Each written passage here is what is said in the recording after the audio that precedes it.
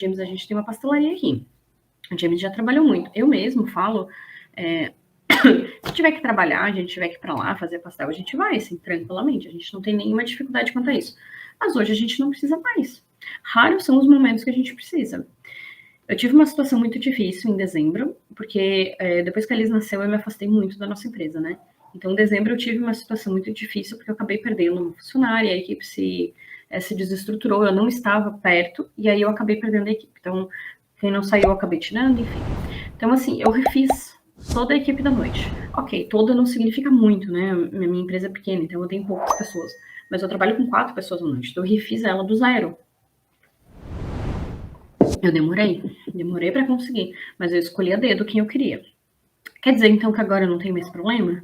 Tenho problema sim. Ontem ainda estava resolvendo um problema. Então significa que agora tudo tá bom, tu não precisa te preocupar. Me preocupo sim. Fecho os caixas todos os dias, eu fico olhando para ver quanto tempo elas levam para fazer entrega no delivery do iFood, e aí às vezes passa do tempo, aí eu ligo para lá, o que aconteceu, deu erro, mas falaram com o cliente, não falaram. Então assim, os erros continuam, o problema continua. A diferença é que é uma equipe que bota a mão e resolve. Então eu não preciso estar lá. Então empreender tem essa vantagem, eu tenho uma flexibilidade de horário, eu fico em casa com a minha filha, tipo, a gente acorda a hora que a gente quer, eu não uso despertador. A minha filha toma café da manhã com a gente, né? Então depois ela vai para a escola, eu pego ela à noite. Então assim, a gente tem uma qualidade de vida que se eu trabalhasse de CLT, talvez a gente não pudesse ter essa qualidade. Só que, claro, tem os perrengues. Então, durante os perrengues, gente, a resiliência. Segura as pontas. Porque se tu segurar as pontas, aprender a fazer isso, depois os problemas não te derrubam mais, tá? E a parte boa disso tudo que eu tô falando é que tem como aprender a ser resiliente. Eu já vou ensinar vocês agora a praticar. Mas eu queria dar um exemplo prático para vocês entenderem que eu tô falando de resiliência. Não é sobre empreendedorismo, mas não deixa de ser também, né? Eu tive um professor, eu sou de Porto Alegre, né? Apesar de eu morar em Santa Catarina. Eu tive um professor no colégio, no ensino médio. Esse professor lá em Porto Alegre, ele perdeu um filho num acidente de carro. O filho era adolescente, quase estava indo para a faculdade, assim, estava com 17 anos, se não me engano. E tinha saído com os amigos e por causa de bebida, a pessoa que estava dirigindo bateu o carro e ele morreu. E eu imagino que deva ser devastador, assim, a perda de um filho, né? É a perda mais difícil do ser humano, é a dor mais dolorida, né? Segundo os estudos, o que mais dói é perder um filho, assim. Então eu imagino o desespero desses pais. O que eles fizeram? A mãe do menino, que eu não cheguei a conhecer, só o pai, né, que era meu professor, mas a mãe do menino, frente à dor gigantesca, ela não tinha como salvar o filho dela, não tinha como trazer o filho de volta. Então aquilo ali estava doendo e não tinha solução. Ela ia ter que enfrentar aquilo, né? Não tinha outro caminho, não podia voltar. Podia negar? Pode, tem gente que prefere não tocar no assunto e deixar quietinho lá, porque parece que dói menos. Mas dói. Só não olha pra dor, mas é pior, porque aquilo não passa, né? Então o que ela fez? Ela encarou a dor e ela pensou: eu não posso trazer meu filho de volta, infelizmente, mas eu posso fazer algo melhor. Em vez de eu ficar em casa chorando, remoendo e me vitimizando por que eu fui perder meu filho, eu posso evitar que outras mães sintam o que eu tô sentindo. E ela criou uma ONG que se chama Vida Urgente. E essa ONG, ela pega pessoas jovens, normalmente jovens, e que vão pra festa e com bafômetro. Isso muito antes de existir o bafômetro, tá? Muito antes da lei seca. Daí quando eu era adolescente, sei lá, 20 e poucos anos atrás.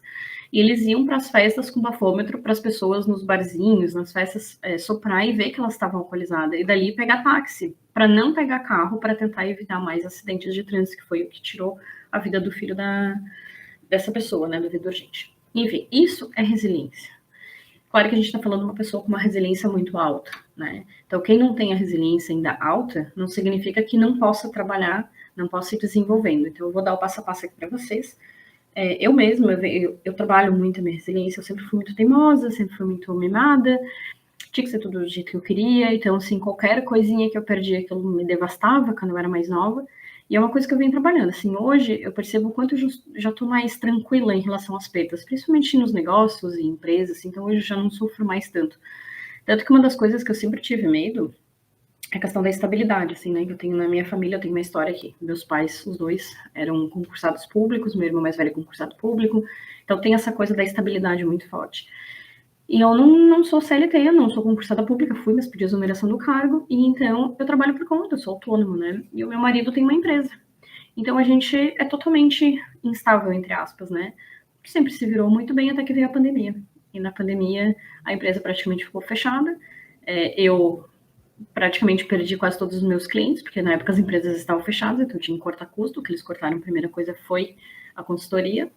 E eu engravidei. Então, assim, foi um momento extremamente desafiador pra gente. Nossa renda caiu 80% no mínimo, e eu tava grávida. Então, além de cair a minha renda, eu tive um aumento de custo, assim. Então, foi muito desesperador. Eu lembro de situações de eu chorando e falando pro meu marido como que a gente ia fazer pra lidar com aquilo.